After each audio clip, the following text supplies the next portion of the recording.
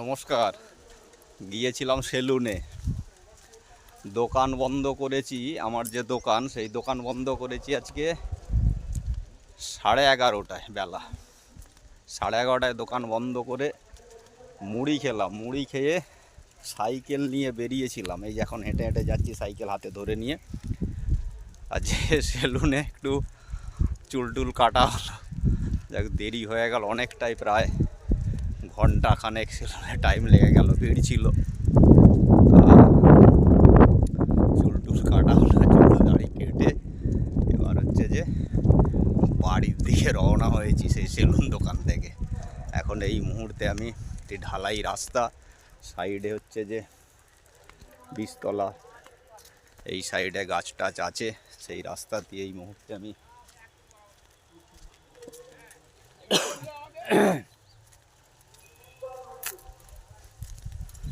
বীজতলা দেখতেই পাচ্ছে বন্ধুরা। বীজতলার সাইড দিয়ে সাইকেল নিয়ে, বৃষ্টি দুপুরে রোদ, আজ রোদের টেম্পার আছে মোটামুটি। কালকে যেটা ছিল টেম্পার, তার থেকে আজকে ভালোই একটু চড়া আছে রোদ্দুর। যাই হোক, এই মুহূর্তে আমি চুল কেটে বাড়ি যাচ্ছি, যে স্নান টান করবো।